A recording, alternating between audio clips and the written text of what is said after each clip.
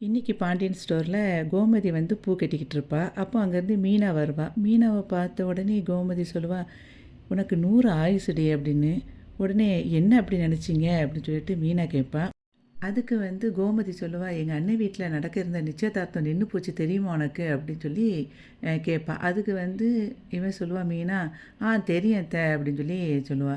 "யார் சொன்னா உனக்கு அதுக்குள்ள?" அப்படின்னு சொல்லும்போது, "ராஜி சொன்னா" அப்படின்னு சொல்லி சொல்லுவா மீனா. உடனே அதுக்கு கோமதி சொல்லுவா, "இங்கே நடக்கிற ஒரு விஷயத்த டக்குன்னு உடனே அடுத்த செகண்டே உனக்கு சொல்லிருவா போல இருக்கே" அப்படின்னு சொல்லும்போது மீனா சொல்லுவா, "அப்படிலாம் இல்ல அத்த. என்னதான் இருந்தாலும் குமார் வந்து அண்ணன் இல்ல அவளுக்கு. அந்த வருத்தம் இருக்கத்தானே செய்யும். அதே மாதிரி அவ குமார் செஞ்சதையும் மறக்கல. ஆனா, ஒழுங்கா இருந்திருந்தா இவனுக்கு இந்த நிலைமை வந்திருக்குமா அப்படின்னு சொல்லிட்டு சின்னதா கொஞ்சம் வருத்தம் மட்டும் பட்டா அப்படின்னு சொல்லிட்டு மீனா சொல்லிக்கிட்டு இருப்பா. அப்போ அதுக்கு வந்து கோமதி சொல்லுவா, அவன்லாம் திமிரு பிடிச்சவன். அது கடவுள் அதனால அவனுக்கு கரெக்டாக கூலிய குடுத்துட்டாரு. கடவுள் இருக்க தான் செய்றான் அப்படிங்கிற மாதிரி கோமதி சொல்லிகிட்டு இருப்பா. அப்போ மீனா சொல்லுவா, "சரி விடுங்க அத்த" அப்படின்னு சொல்லிட்டு இருக்கும்போதே அங்கேருந்து பாண்டியன் வருவான். "என்னப்பா எப்போ வந்த?" அப்படின்னு சொல்லி கேட்பான். "இப்போ தான் மாமா வந்தேன்" அப்படின்னு சொல்லும்போது, "இன்னைக்கு உனக்கு வேலை கிடையாதாம்மா?" அப்படின்னு சொல்லி கேட்பான் பாண்டியன். உடனே அதுக்கு மீனா சொல்லுவா, "இல்ல மாமா நான் போகணும் ஆஃபீஸ்க்கு" அப்படின்னு சொல்லிட்டு இருக்கும்போதே, "அப்படியா?" அப்படின்னு சொல்லி பேசிட்டு சைடா அப்படி பார்ப்பான் கோமதிய. கோமதி அப்படி சைடா அவன பார்த்துட்டு ஒண்ணுமே தெரியாத மாதிரி பூவை கட்டிக்கிட்டு இருப்பா. இத வந்து மீனா அப்படி பார்த்துக்கிட்டே இருப்பா. அதுக்கப்புறம் அவன் அப்படி கிளம்பி போயிருவான் பாண்டியன். போயிட்டு அப்படியே அங்கேருந்து திரும்பி பார்ப்பான். அந்த சமயத்தில கோமதி அவன பார்த்துருவா. பார்த்த உடனே அப்போ டக்குன்னு திரும்ப அவன் பார்க்குறத பார்த்துட்டு பூவ கட்ட ஆரம்பிச்சுருவா. அதுக்கப்புறம் பாண்டியன் வந்து அப்படியே அவள சைடு கண்ணு பார்த்துட்டு நேரா கிளம்புவான். கிளம்பிட்டு அங்கேருந்து திரும்பி பார்ப்பான். அதே நேரத்தில இவன் கிளம்பி போகும்போது, இவளும் கோமதியும் பார்ப்பா. பார்த்த உடனே பாண்டியன் பார்க்குறத பார்த்தோன்னே டக்குன்னு திரும்ப பூவ கட்டிக்கிட்டு இருப்பா. இவ அப்படி நோட் பண்ணிக்கிட்டே இருப்பா மீனா.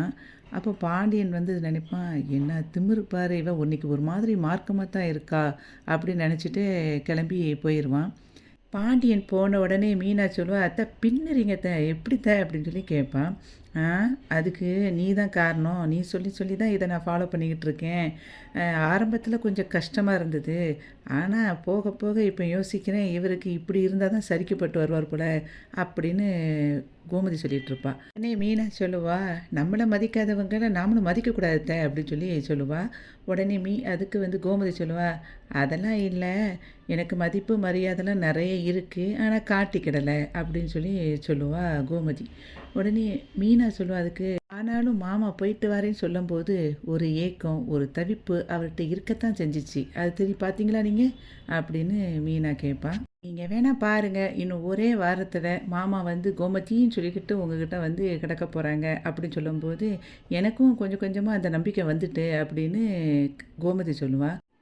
அப்போ வந்து கோமதி திரும்ப சொல்லுவா, "எனக்கு இருந்தாலும் ஒரு மனசு வருத்தமா இருக்கு" அப்படின்னு சொல்லும்போது, "மீனா என்னது?" அப்படின்னு சொல்லி கேட்பா. "இல்ல நான் பரிமாறாம அவர் ஒழுங்காவே சாப்பிடல. அந்த மனசு வருத்தம் தான் கொஞ்சம் ஜாஸ்தியா இருக்கு" அப்படின்னு சொல்லிட்டு கோமதி சொல்லுவா. உடனே அதுக்கு மீனா சொல்லுவா, "இந்த பாருங்க, திரும்பியும் இந்த மாதிரி இறக்கப்பட்டீங்க அப்படின்னா, அவர் திரும்பியும் வந்து உங்ககிட்ட வரவே மாட்டாங்க. அதுக்கப்புறம் நீங்க எப்பவும் போல பேசாம இதே மாரி இருக்க வேண்டியதான்" அப்படின்னு சொல்லி சொல்லும்போது கோமதி உடனே சொல்லுவா, "ஐயய்யோ! இனிமே அந்த தப்ப மட்டும் நான் பண்ணவே மாட்டேன்" அப்படின்னு சொல்லிட்டு இருக்கும்போது, மீனா சொல்லுவா, "அப்புறம் என்ன? ஒரு வாரம் கழிச்சு ஒரே லவ்ஸு தான், டூயட்டு தான், ஒரே ஜாலி தான்" அப்படின்னு சொல்லும்போது, "சும்மா இருடி" அப்படின்னு சொல்லிட்டு மீனாவ பார்த்து கோமதி சொல்லிட்டு சிரிச்சுக்கிட்டு இருப்பா. அதுக்கப்புறம் வந்து கோவில்ல சக்திவேல் வந்து பொண்ணோட அப்பாவை வந்து மீட் பண்ணுவார். அப்போ பொண்ணோட அப்பா சொல்லுவார், "அதான் கல்யாணம் தான் வேண்டான்னு நாங்கள் முடிவு பண்ணிட்டோமே, திரும்ப எதுக்கு என்னை வந்து நீங்கள் பார்க்கணும்னு சொன்னீங்க?" அப்படின்னு சொல்லி கேட்பாரு.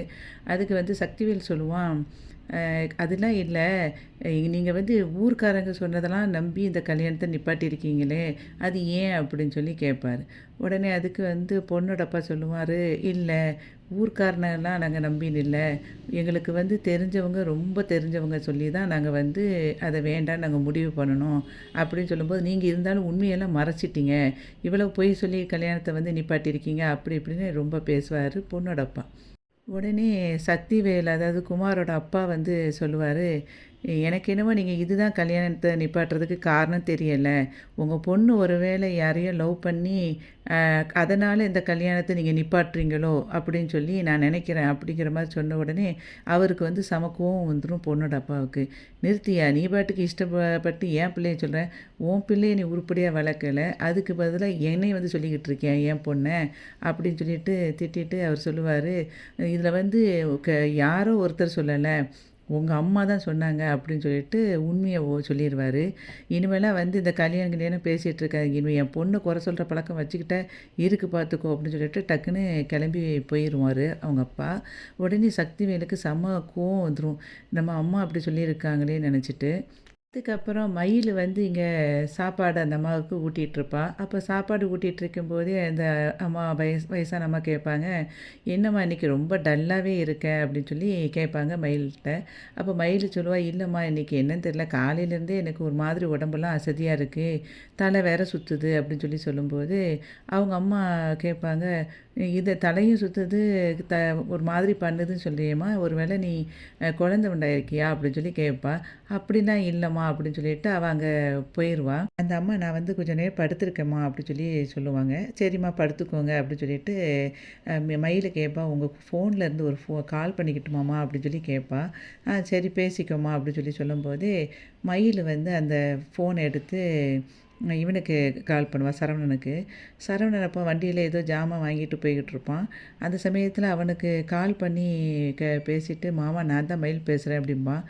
உடனே அதுக்கு அவன் சொல்லுவான், நான் தான் உன்கிட்ட பேசவே மாட்டேன்னு சொல்லிட்டு இருக்கேன்ல, உன் நம்பரை பிளாக் பண்ணிட்டேன்னு சொன்னோடனே ஊரில் இருக்கிற எல்லா நம்பர்லேருந்து எனக்கு கால் பண்ணிகிட்ருக்கியா, இனிமேல் அந்த வேலையை வச்சுக்காத என்கிட்ட பார்த்துக்கோன்னு சொல்லிட்டு ஃபோனை கட் பண்ணிவிட்டு அவன் கிளம்பி போயிடுவான்.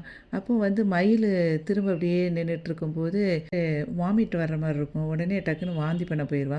அப்போ அதுக்கப்புறம் யோசிப்பா, ஒருவேளை நம்ம குழந்தை உண்டாயிருப்போமோ அப்படின்னு சொல்லிட்டு அவளே அப்படி ஒரு மாதிரி ஃபீல் பண்ணிக்கிட்டு இருப்பாள்.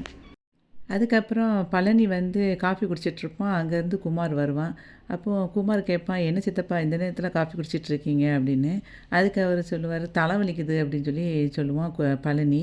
சொன்ன உடனே குமார் சொல்லுவான், அப்போ ஏதாவது டேப்லெட் போட்டுக்கிட வேண்டியதானே அப்படின்னு கேட்பான். அதுக்கு அவன் சொல்லுவான், இல்லை இந்த தலைவலிக்கு காஃபி குடித்தாலே சரியாயிடும்டா அப்படின்னு பேசிகிட்டு இருப்பான். அதுக்கப்புறம் வந்து பழனி கேட்பான், உங்கள் பெரியப்பா எங்கே இருக்கார் அப்படின்னு சொல்லி சொல்லி கேட்கும்போது, பெரியப்பா வந்து ஊருக்கு போயிட்டாங்க அப்படின்னு சொல்லி சொல்லுவான். அப்போ அதுவும் நல்லதுக்கு தான், இப்போ இருக்கிற பிரச்சனையில் அவர் இங்கே இருந்தாங்கன்னா அதை நினச்சி நினச்சி ஃபீல் பண்ணிக்கிட்டு இருப்பார் அப்படின்னு சொல்லிகிட்டு இருப்பான் பழனி குமார்கிட்ட. அதுக்கப்புறம் பழனி வந்து கேட்பான் குமாரை பார்த்து, ஆமாம் உனக்கு இந்த கல்யாணம் நின்னதில் வந்து கவலை இருந்த மாதிரியே தெரியலையே அப்படி சொல்லி கேட்பான்.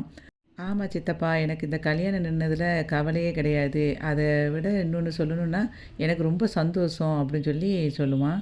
உடனே அதுக்கு பழனி சொல்லுவான், என்னது ஆச்சரியமாக இருக்குது, நீ இப்போ சந்தோஷப்படுற மாதிரி உன் கல்யாணம் நின்னதில் வந்து இன்னொருத்தவங்களுக்கும் சந்தோஷமாக இருக்காங்க அப்படி சொல்லி சொல்லுவான். யார் அப்படின்னு சொல்லிட்டு இவன் குமார் கேட்பான்.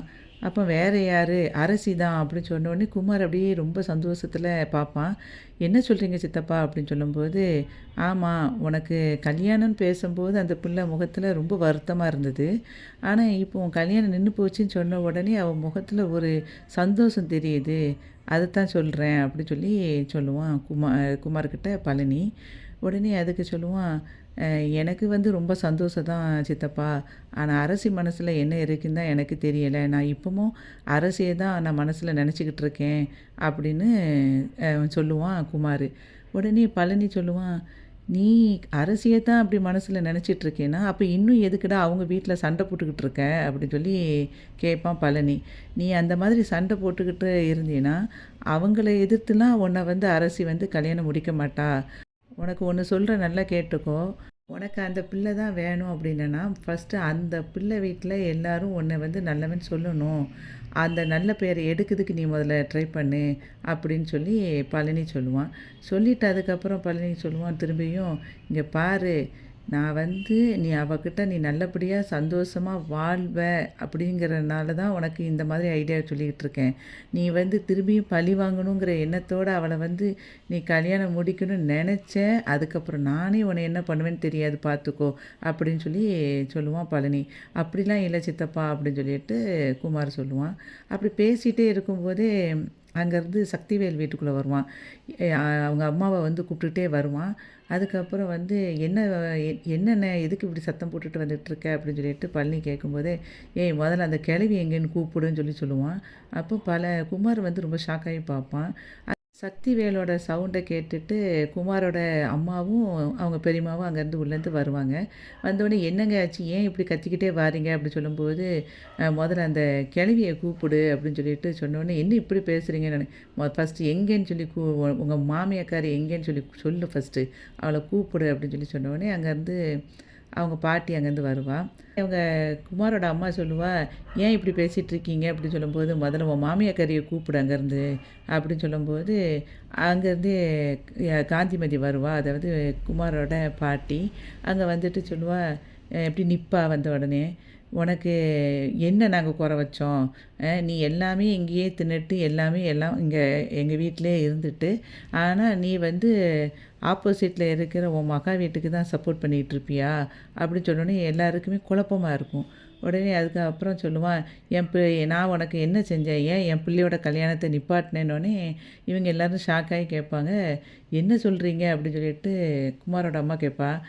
நீயே அதுக்கு யோசிக்கிற, வந்து அவங்களே சொல்லுவாங்க பாரு, கேளு நீயே கேளு, நம்ம பிள்ளையோட கல்யாணத்தையே நிப்பாட்டியிருக்காங்க, அது எதுக்குன்னு சொல்லி கேளுனோடனே, ஒரு நிமிஷம் இருங்க அப்படி சொல்லிட்டு குமாரோட அம்மா சொல்லுவா, அத்தை சொல்லுங்கள், நீங்கள் தான் நிப்பாட்டினீங்களா அப்படி சொல்லி கேட்பா. உடனே அவள் வந்துட்டு காந்திமதி ஆமான்னு சொன்ன உடனே, நீங்கள் தான் நிப்பாட்டினீங்களா அப்படின்னு சொல்லிட்டு திரும்ப அவள் கேட்கும்போது, அவள் சொல்லுவாள், காந்திமதி ஆமாம் நான் தான் நிப்பாட்டினேன் அப்படி சொல்லிடுவா. சொன்ன உடனே செம கோவத்தில் வந்துட்டு, ஏன் தான் இப்படி பண்ணினீங்க அப்படி சொல்லி அவள் கேட்டுட்ருக்கும்போது, அவள் இப்போ எதுக்கு நிப்பாட்டுவா, எல்லாம் அவள் அருமை பிள்ளைக்காக நிப்பாட்டியிருப்பா. அவன் வந்து பாண்டியன் சொல்லியிருப்பான், நீ வந்து இந்த கல்யாணத்தை எப்படியாவது நிப்பாட்டுங்க, உங்கள் 2 பிள்ளைங்களும் அவமானப்பட்டு வெளியே நிற்கிறத நான் பார்க்கணும் அப்படின்னு சொல்லியிருப்பா அப்படின்னு சொல்லிக்கிட்டே இருக்கும்போதே, இப்போ சக்திவேல் சொல்லுவான், உன்னையெல்லாம் ஒரு அம்மான்னு சொல்கிறதுக்கு எனக்கு வெக்கமாக இருக்குது, சி அப்படின்னு சொன்ன உடனே எல்லோரும் ஷாக்காகி இப்படி பார்ப்பாங்க. அந்த மாதிரி இன்றைக்கி பாண்டியன் ஸ்டோர் வந்து முடிஞ்சது. வீடியோவுக்கு ஒரு லைக் கொடுத்து சேனலை சப்ஸ்கிரைப் பண்ணுங்கள். நன்றி.